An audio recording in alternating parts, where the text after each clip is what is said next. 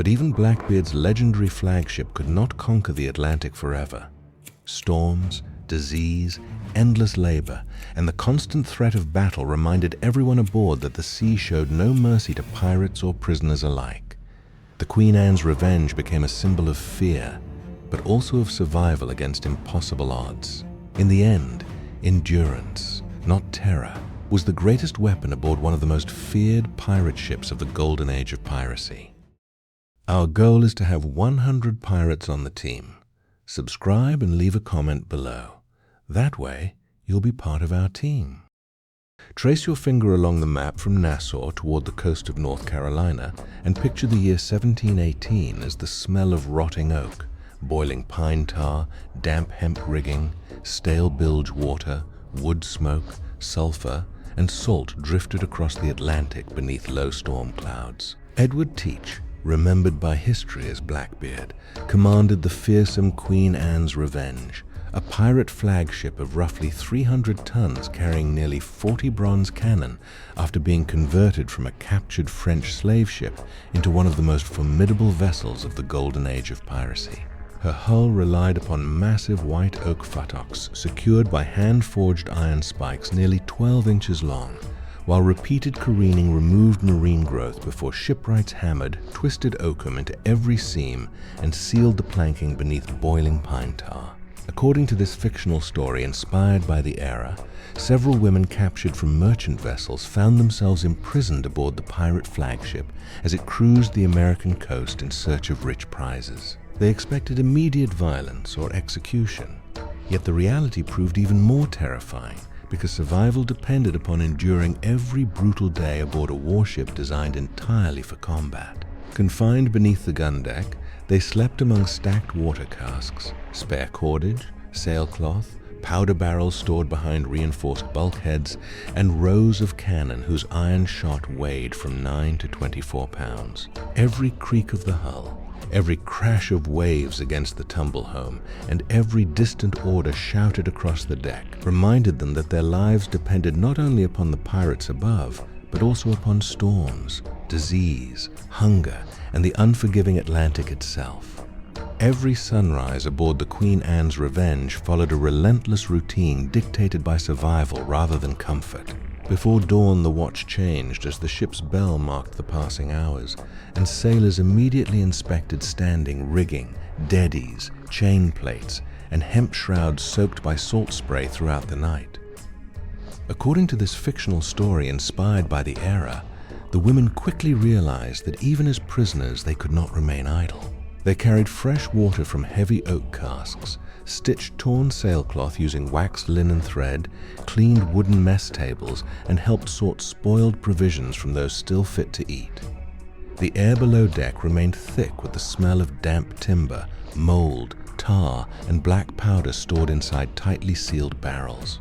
Bronze cannon cast from an alloy of roughly 88% copper and 10% tin lined both sides of the gun deck upon heavy oak carriages reinforced with forged iron fittings.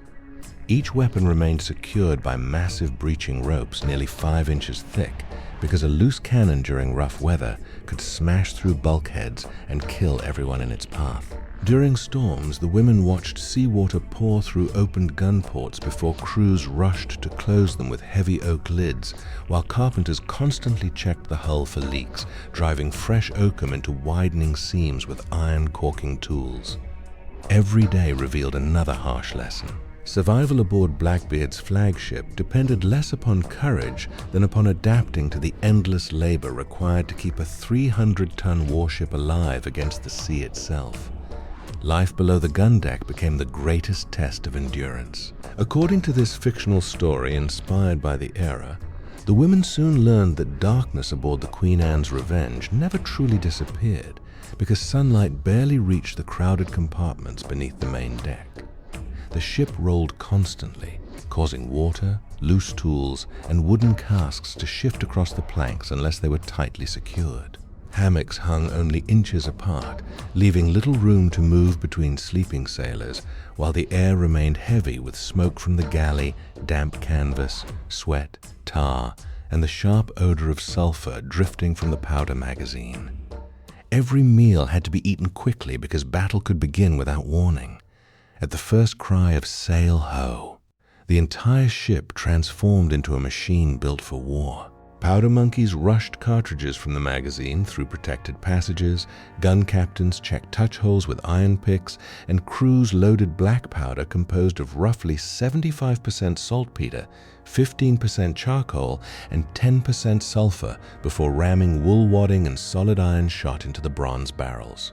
The women threw themselves flat against the bulkheads as nearly 40 cannon erupted almost together, shaking the entire vessel with deafening force. Thick white smoke filled the enclosed deck so completely that visibility dropped to only a few feet, while the violent recoil drove every cannon backward against its massive hemp-breaching rope before the crews hauled it forward again for another shot. Only then did the captives realize they were surviving not merely aboard a pirate ship, but inside one of the most dangerous floating battlefields on the Atlantic. The greatest danger did not always come from enemy cannon. According to this fictional story inspired by the era, weeks at sea slowly transformed the Queen Anne's Revenge into a floating struggle against exhaustion, disease, and the Atlantic itself. Strong winds forced sailors to climb more than 100 feet above the deck into the swaying shrouds to reef heavy canvas, while the women watched broken spars crash downward with enough force to shatter oak planking. During violent storms, the ship rolled so steeply that unsecured barrels weighing over 200 pounds tore free from their lashings, smashing through bulkheads and threatening anyone below. Water poured through opened seams faster than the pumps could remove it, sending exhausted crews working the long wooden pump handles hour after hour until their hands bled. The women joined the desperate effort by carrying fresh buckets, clearing flooded passageways, drying spare match cord for the gunners, and moving precious food stores away from rising seawater. They learned to recognize the sound of strained mast partners, the groan of overloaded futtocks, and the sharp crack that warned a yard or spar was about to fail. Sleep became almost impossible because every creak suggested the hull might split apart before dawn. Yet despite constant fear, they adapted to the rhythm of the ship, understanding that survival depended upon discipline, observation, and helping keep the pirate flagship afloat, even while hoping for the first opportunity to leave it forever. According to this fictional story inspired by the era, the women eventually discovered that surviving aboard the Queen Anne's Revenge demanded far more than enduring captivity. Every sunrise brought another inspection of leaking seams, another day of rationed food, another storm threatening to tear away the masts, or another battle capable of filling the gun deck with smoke and splintered oak.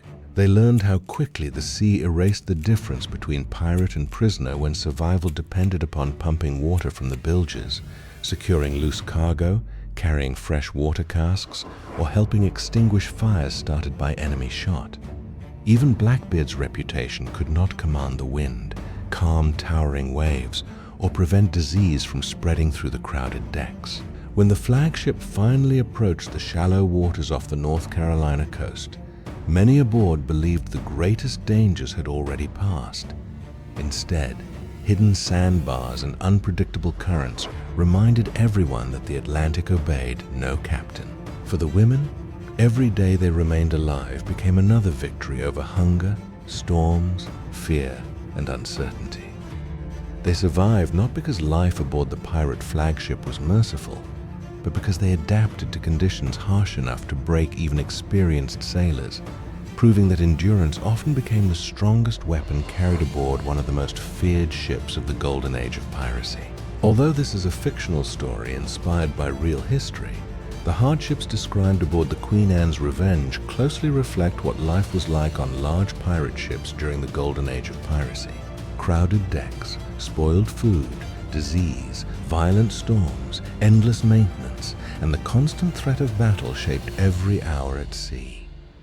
Prisoners and pirates alike depended upon the same leaking hull, the same dwindling water barrels, and the same exhausted crew to survive another voyage. Behind Blackbeard's terrifying legend stood a brutal reality where the Atlantic was often a deadlier enemy than any Royal Navy warship. For the women in this story, survival was not the result of luck alone, but of resilience, observation, and the determination to endure conditions that pushed every soul aboard to the very limits of human endurance.